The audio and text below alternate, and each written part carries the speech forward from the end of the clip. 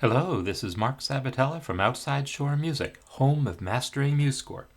In this week's tip, I want to show you how you can add a header to the top of each of your pages in a score. And you can use this for anything you like, really, but I'm going to show it the way a lot of educators might want to do things. If you're creating worksheets for students, you might want to put a place for them to write in their name, and maybe you have the name of the course up there. So let's take a look at how we're going to create this header.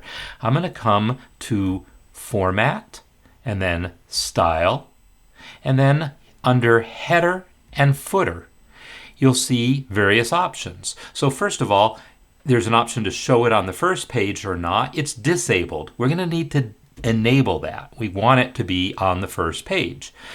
By default, it's going to be different for odd and even pages, so like if you're binding it in a book, you've got that going on. Probably for worksheets, you don't really need that, so I'm going to uncheck that one. And then all I have to do is worry about these boxes on the top here. What's on the left, what's on the middle, and what's on the right. So the right defaults to $P, which is the page number. So I'm going to use the left and the middle. And what I will do is I will put on the left the word name, and notice it's showing right up in the score as I type, and then a space, and then I can type some underscores to give myself a blank. 1, 2, 3, 4, 5, 6, 7, 8, 9, 10, 11, 12, 13, 14, 15, 16, 17, 18, 19, 20, 1, 2, 3, 4. You can get as many of these things as you want until the line looks the way you want it to look.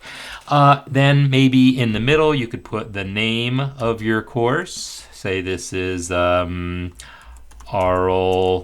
Skills 1, or whatever the course is actually called. Now, when you look at it, it's actually really close up against this header here. I mean, not the header, but the title frame. And that's normally the header isn't shown on the first page, but I chose to show it, and I have a title frame, and now I'm like, well, this is a little close, right? So maybe what I could do is just give myself a little extra padding by just hitting enter a couple times into that there box. And then that gives me a couple of blank lines to play with, and now I've got a little extra space there. And then make sure you hit OK at the bottom there of the dialog. And now you've got your header. And it's only one page long, but let me go ahead and hit Control Break to add a second page. We can see it also appears on the second page along with that page number, which doesn't show up on the first page by default.